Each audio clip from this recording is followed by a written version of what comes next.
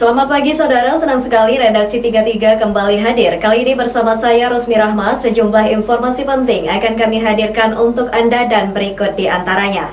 Alami banyak kendala, Disniknas Balikpapan akan evaluasi ulang sistem PPDB online. Ribuan kosmetik ilegal asal Malaysia disita petugas.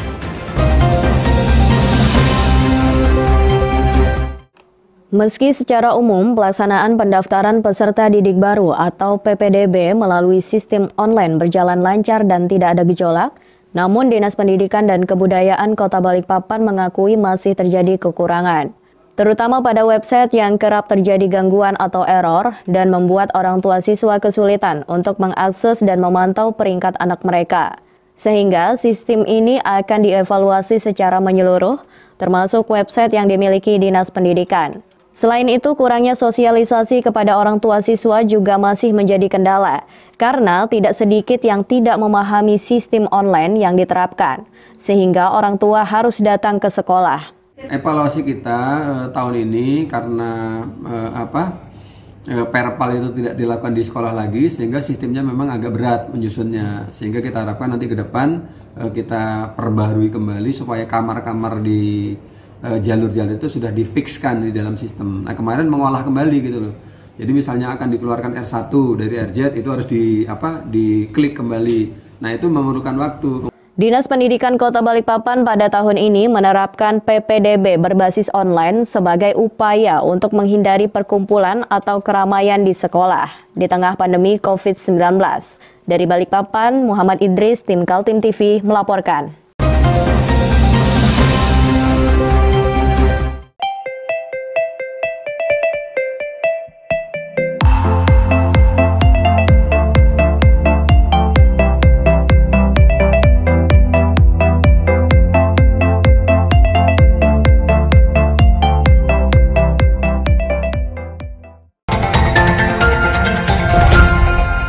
Lokapom Kota Balikpapan bekerjasama dengan Bea Cukai dan Polresta Balikpapan amankan 2.273 pieces kosmetik ilegal yang berasal dari negara Malaysia. Kosmetik ilegal ini diketahui tak memiliki izin edar dari BPOM Indonesia, sehingga tidak diketahui secara pasti kandungan yang ada di dalam produk kosmetik kecantikan tersebut dan ada kemungkinan mencampur bahan-bahan kimia berbahaya.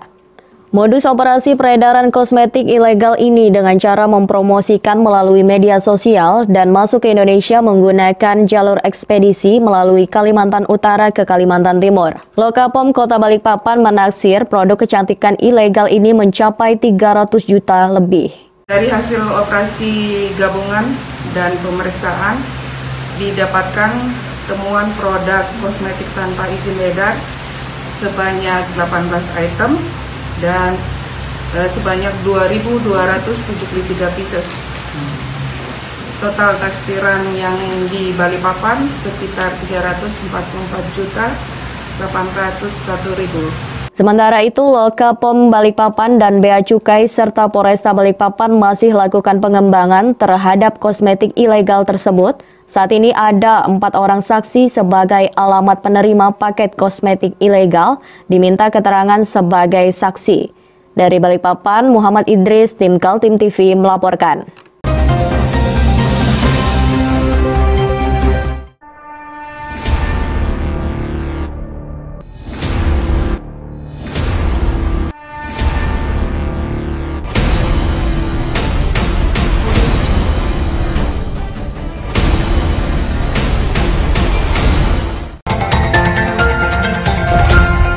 Rumah Sakit Kanujoso Jatiwibowo Balikpapan mengaku sudah mengantisipasi jika lonjakan pasien terus terjadi di Kota Balikpapan.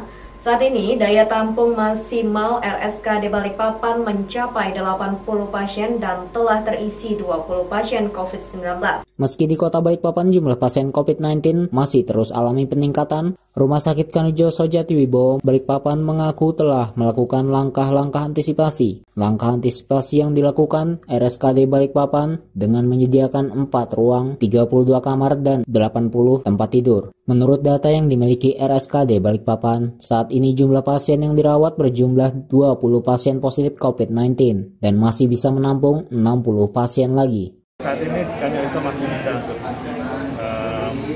Jadi memang kondisi di Balikpapan ini tiap hari selalu bertambah pasien ya, baik itu pasien yang konfirmasi positif maupun pasien-pasien yang sifatnya masih PDP, masih belum terkonfirmasi.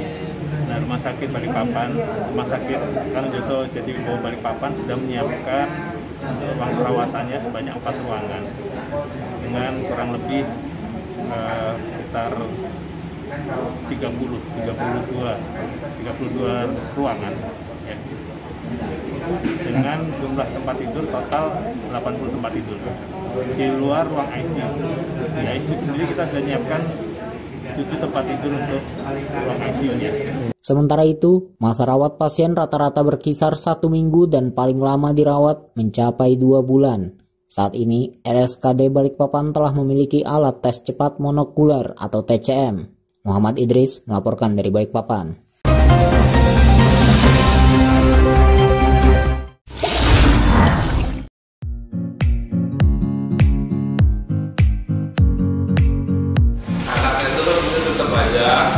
Cara mudah beriklan digital di Kaltim TV.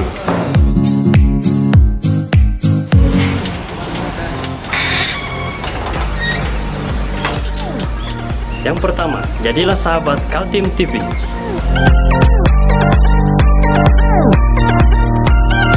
Dengan Rp1.000.000, para sahabat mendapat 20 kali tayang di slot berita kamu.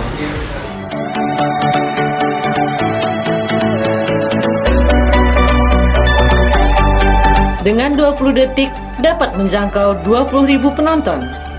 Anda beruntung karena mendapat kesempatan perdana dari kami. Ayo jadilah sahabat Kaltim TV.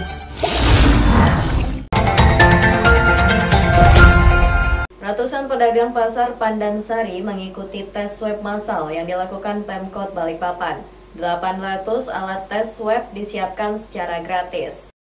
Sejak pukul 8.30 pagi, sejumlah pedagang pasar Pandansari mulai melakukan pendaftaran untuk mengikuti tes swab massal yang dilakukan pemerintah Kota Balikpapan terhadap pedagang pasar Pandansari pada Selasa 29 Juni 2020 pagi. Pemerintah Kota Balikpapan telah menyiapkan 800 alat tes swab kepada pedagang pasar Pandansari Balikpapan Barat. Satu persatu pedagang menjalani tes swab dengan mengambil cairan melalui hidung yang hasilnya akan diketahui 2 hari kemudian.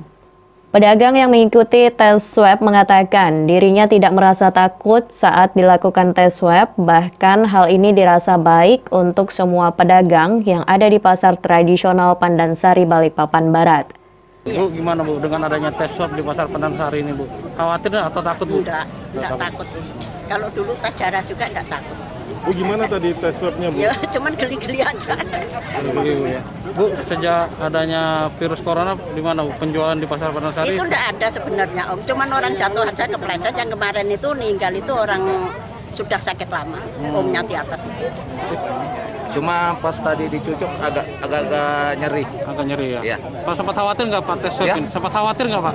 Enggak ada. Khawatir. Malah bagus Bu. Ini sebagai contoh lah buat pasar pada pedagang yang lainnya.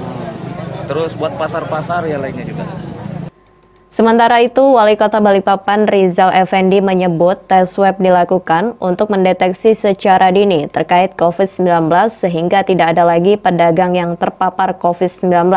Ini kan kita melakukan swab massal di daerah Pasar Pandansari ya, dalam rangka kita mendeteksi para pedagang kita, karena Pasar Pandansari kan sudah ada terkonfirmasi positif, ada 2 orang, sehingga kita untuk menjaga agar ini pasar tetap aman, kita lakukan swab massal pada hari ini.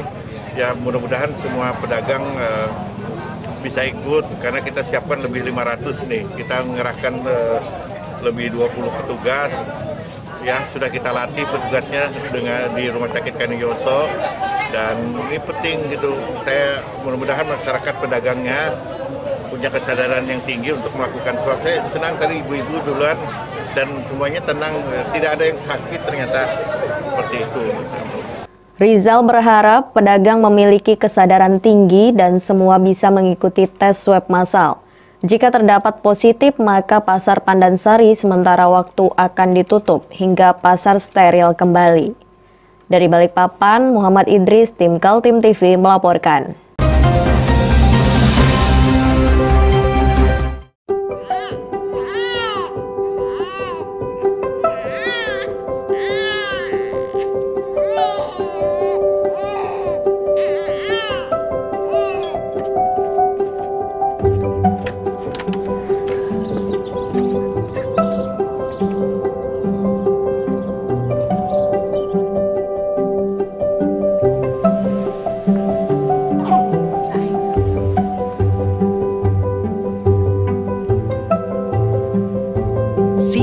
calm essential oil blend.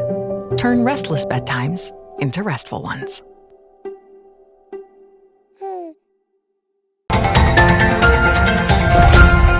DPRD Kaltim terus mengejar pemerintah Provinsi Kalimantan Timur menyelesaikan tugasnya mendistribusikan bantuan kepada warga terdampak COVID-19. Keterlambatan dalam pendistribusian bantuan merugikan rakyat miskin yang membutuhkan. Berikut informasinya. Wakil Ketua DPRD Kaltim Sigit Wibowo mengapresiasi sikap hati-hati pemerintah Provinsi Kaltim dalam menyalurkan bantuan kepada warga terdampak COVID-19. Di antaranya persoalan data penerima yang berubah-ubah, sementara pemerintah juga dihadapkan dengan sistem birokrasi yang ketat dan transparansi, serta diawasi oleh penegak hukum. Kalau dari sisi penyaluran, memang bagi kami agak terlambat begitu. Nah, tetapi memang ada juga jawaban dari Ketua Gugus Tugas, Pak Gubernur, menyampaikan bahwa keterlambatan itu diakui. Nah, cuman memang harus dilakukan semacam verifikasi, validasi data sehingga tidak terjadi tumpang tindih. Karena memang yang mengawasi ini dilibatkan juga kejaksaan, kepolisian dan KPK begitu. Nah, pemerintah kabupaten kota yang memang kita mintai data itu juga menyampaikannya agak terlambat. Keterlambatan yang disebabkan birokrasi pemerintah harus segera diatasi karena warga terdampak COVID-19 sedang menunggu bantuan itu dari pemerintah.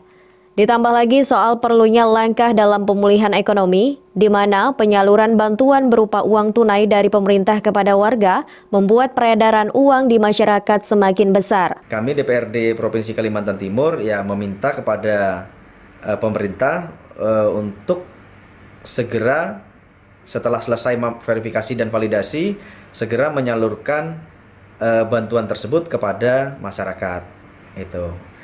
Nah, bantuan-bantuan ini salah satunya adalah bantuan 750.000. Itu 250.000 satu bulan, jadi dikali 3 bulan jadi 750.000. Nah, kami meminta kepada pemerintah untuk segera menyalurkan karena saya lihat ada data yang sudah disampaikan ke DPR juga supaya segera disalurkan begitu.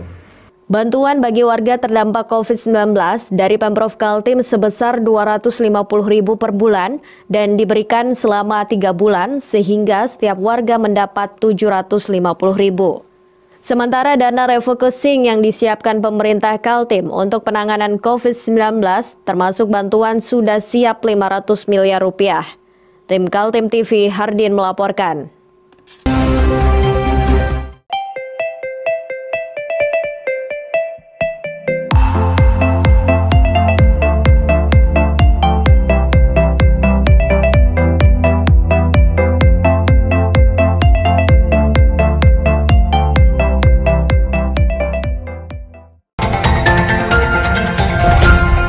Pemprov Kaltim mendapat kritikan kalangan DPRD karena tidak mampu mengeksekusi dengan cepat bantuan sosial kepada warga terdampak COVID-19. Realisasi pendistribusian bahkan disebut-sebut belum 20%, padahal anggaran yang disiapkan sebesar 500 miliar rupiah. Sorotan datang dari Ketua Fraksi PKB Syafruddin dan anggota Fraksi Golkar Nindya Listiono.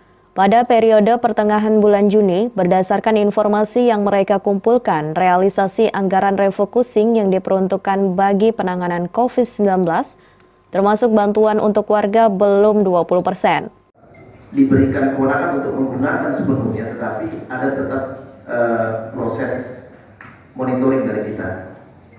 Dan memang penyerapannya sangat minim. Terakhir, kurang lebih beberapa waktu yang lalu hanya sekitar dari 500 miliar itu hanya terserap 20% nggak sampai. Mungkin hari ini on progress Pak ya, on progress karena memang pengadaan peralatan APD, PCR, kemudian reagen ya ada alatnya tapi tidak ada bahannya juga tidak bisa dipakai.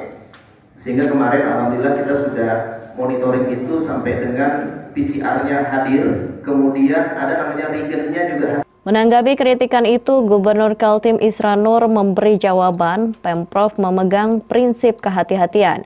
Lantaran data yang tersedia tidak bisa diandalkan, terjadi banyak perubahan di mana sudah terjadi penambahan warga miskin baru.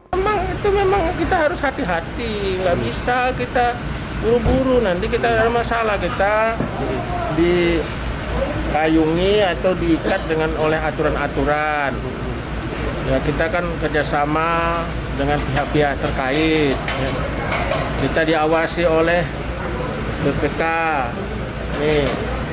diawasi oleh BPKP, diawasi oleh Inspektorat, kemudian dikawal oleh Kejaksaan, dikawal oleh Kepolisian, dan dikawal oleh KPK. Artinya menunggu tuntas itu semua, Pak ya? Apanya? Menunggu. Ya, jadi kita bekerja itu harus hati-hati. Nggak khawatir Pak, nanti justru COVID-nya sudah hilang?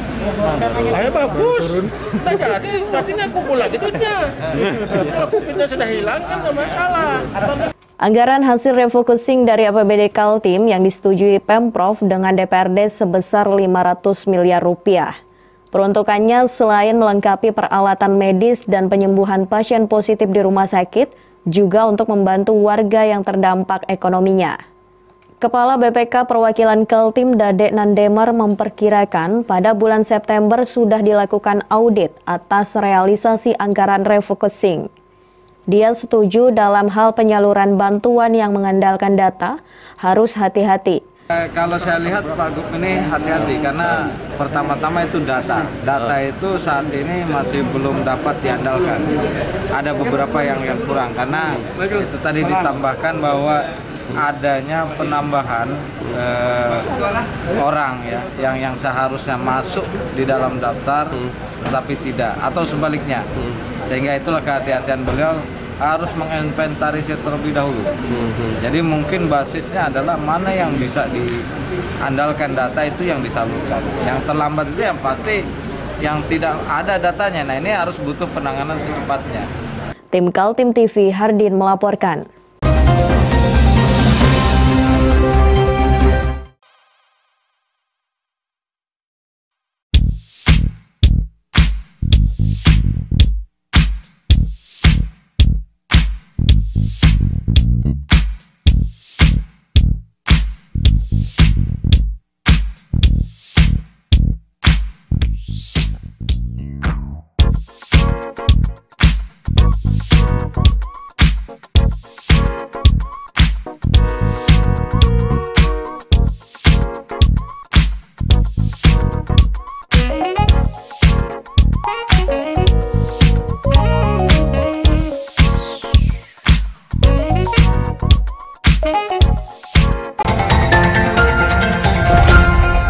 Potensi ikan yang melimpah di danau menjadi inspirasi warga desa Muara Enggelam, Kecamatan Muara Wis, Kabupaten Kutai Kartanegara. Saiman Yusnaini yang kini mampu memproduksi ikan asin dan masuk pasar-pasar di Jakarta. Warga di Kutai Kartanegara, terutama sekitar Danau Melintang, tentu tidak asing lagi dengan jenis ikan sepat, ikan baung, dan ikan ruam. Ikan-ikan ini ternyata juga digemari oleh warga Jakarta. Saiman Yusnani, warga desa Muara Enggelam, Kecamatan Muara Wis, Kutai Kartanegara, yang mempelopori pengiriman ikan-ikan dari Danau Melintang itu ke Jakarta. Dalam 1 bulan, dia mampu mengirim 1-2 ton ke ibu kota negara itu. Penjualan ke Jakarta Pak? Ini, 1 bulan tuh berapa kilo per jual? Oh, kalau kadang-kadang pengiriman satu bulan kadang-kadang 2 kali 3 kali karena kadang-kadang tergantung kita yang banyak, misalnya kan rata-rata ya 1 ton harus kirim dulu kan gitu. Kalau kita mau banyak lagi kan anak buah ada terkumpul kan bisa lebih sampai 2 tonan ya. Kalau per kilo ya, kalau misalnya biawan ini kan yang agak B2 itu kan sekitar 24-25 gitu kan, tapi kalau sepat siam itu hampir 40 ribuan per kilo. Saiman menceritakan usaha pengeringan ikan dilakukannya sejak 17 tahun atau sekitar 30 tahun silam. Awalnya karena melihat begitu banyaknya ikan Sungai Melintang yang terbuang karena tidak laku dijual. Overproduksi itu mengilhami Saiman untuk mengolahnya menjadi ikan asin. Dibantu oleh 10 orang warga yang bekerja sebagai karyawannya, sekarang ikan-ikan tangkapan warga bisa ditampungnya untuk dikeringkan dan menjadi ikan asin. Tentu harga beli ikan yang murah membuatnya bisa mendapat keuntungan jika diolah menjadi ikan asin. Tim Kaltim TV melaporkan.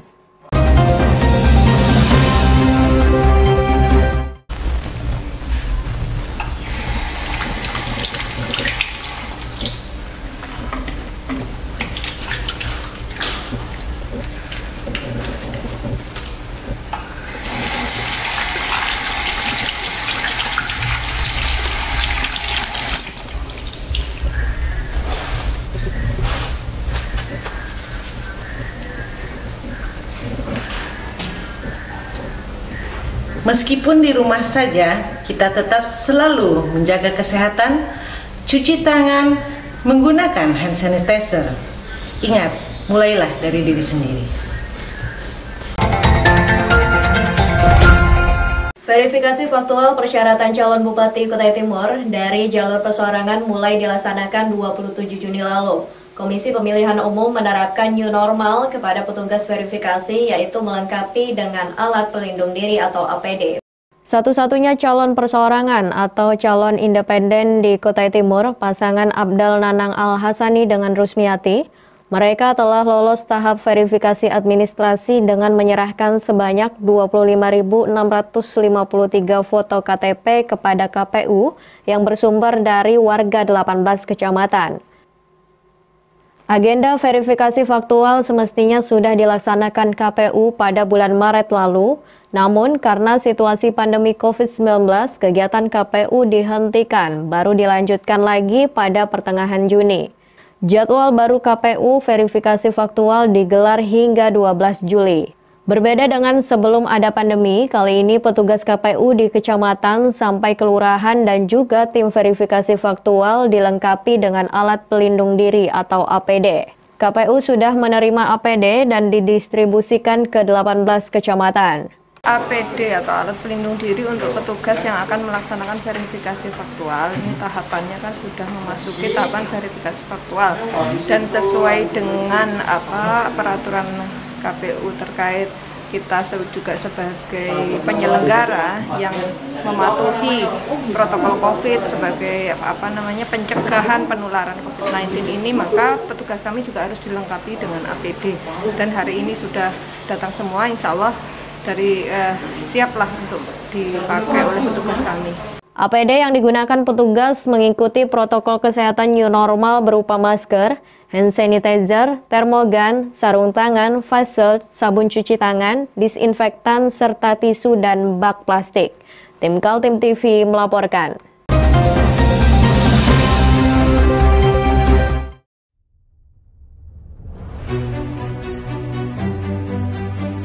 Hari ini kita ada kegiatan untuk membungkus sembako untuk dibagikan ke masyarakat yang membutuhkan karena COVID-19 ini.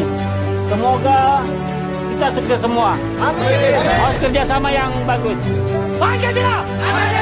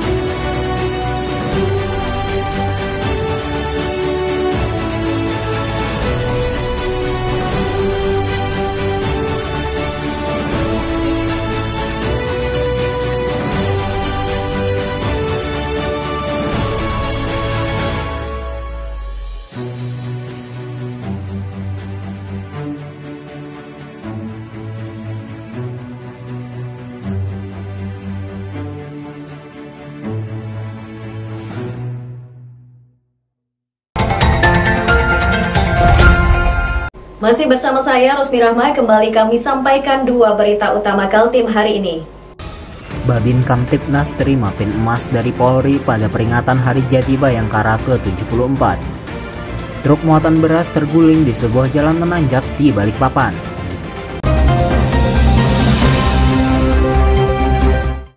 Dalam peringatan Hari Bayangkara ke-74 tahun yang dilakukan secara sederhana di Polresta Balikpapan yang dihadiri oleh Forum Komunikasi Pimpinan Daerah atau Porkompinda Kota Balikpapan, seorang anggota Babin Kamtibnas Kelurahan Geraha Indah, Aibtu Wempi Antariksa menerima pin emas dari Mabes Polri atas kinerjanya di tengah masyarakat.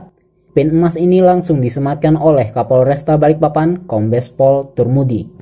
Wali Kota Balikpapan mengapresiasi kinerja Babin Kamtibnas Kelurahan Geraha Indah, sehingga Kamtibnas di Kelurahan Geraha Indah dapat berjalan dengan baik. Terima kasih kepada Kepolisian Republik Indonesia, sangat luar biasa menjaga Kamtibmas, membantu masyarakat menangani COVID-19.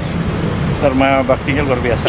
Pak, salah satu Babin Kamtibmas, Pak, dapat penghargaan, Pak. Selamat, kita juga bangga, ternyata hebat Babin Kamtibmas kita yang di Geraha ya, Iya, Pak. Luar biasa, selamat, terima kasih. Sementara itu, Kapolresta Balikpapan Kombes Pol Turmudi menyebutkan, Brigadir Wempi Antariksa saat dilakukan pengecekan di lapangan masyarakat merasakan kehadiran Babin Kamtibnas dalam situasi dan kapanpun. Yaitu ada Brigadir Wempi ya, Brigadir Wempi memang yang bersangkutan ini kita sudah survei juga ke lapangan, masyarakat di sekitarnya memang betul-betul merasakan kehadiran Babin Kamtibmas ini di tengah masyarakat dalam situasi apapun dan dalam waktu kapanpun. Yang bersangkutan selalu bisa hadir ketika ada masalah-masalah Kamtibmas yang ada di lingkungannya. Termasuk sebenarnya juga Babin Kamtibmas yang lain juga sama.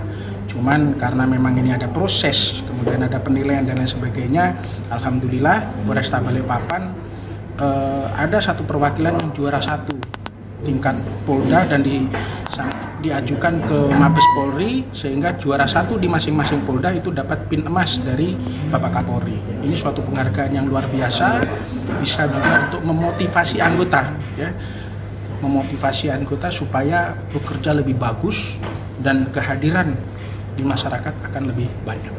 Usai menyematkan pin emas Polri, acara Hari Bayangkara dilanjutkan dengan ramah tamah dengan pemotongan tumpeng. Muhammad Idris melaporkan dari Balikpapan.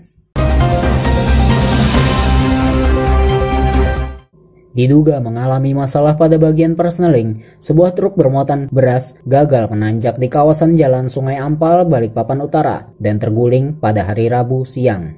Truk naas dengan nomor polisi KT 8576 LT ini tengah membawa muatan beras dengan berat mencapai 8 ton. Sebelum terguling, supir truk sempat melakukan pemindahan gigi persneling, namun los dan akhirnya truk tidak terkendali dan terguling, sehingga membuat muatan beras berserakan di jalan raya. Saat terguling, truk juga sempat menimpa sebuah mobil dengan nomor polisi KT 1586Y yang dikemudikan oleh seorang wanita yang berada tepat di samping truk. Tidak ada korban jiwa dalam peristiwa ini. Terberas ke atas ya? Dari gudang kah? Ya, gudangnya dari di mana?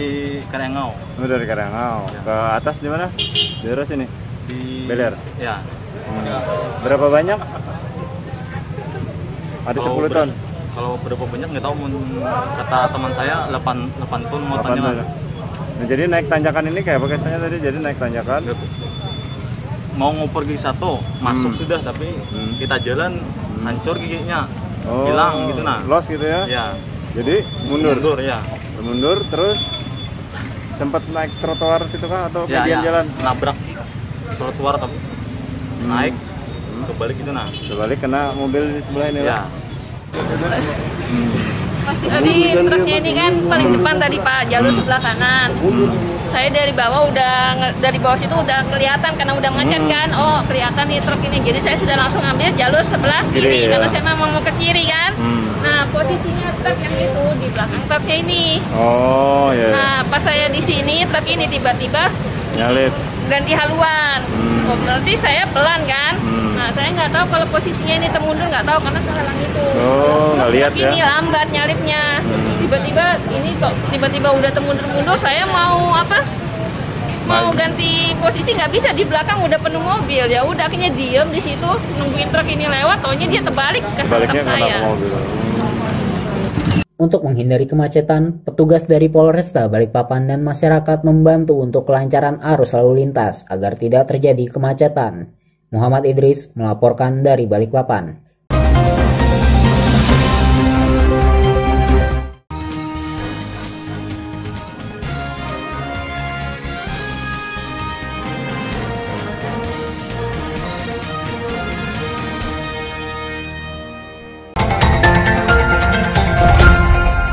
Berita tadi sekaligus menutup perjumpaan kita kali ini. Akhirnya saya Rosmi Rahma dan seluruh kerabat kerja yang bertugas mengucapkan terima kasih atas perhatian Anda. Selamat pagi, selamat beraktivitas dan sampai jumpa.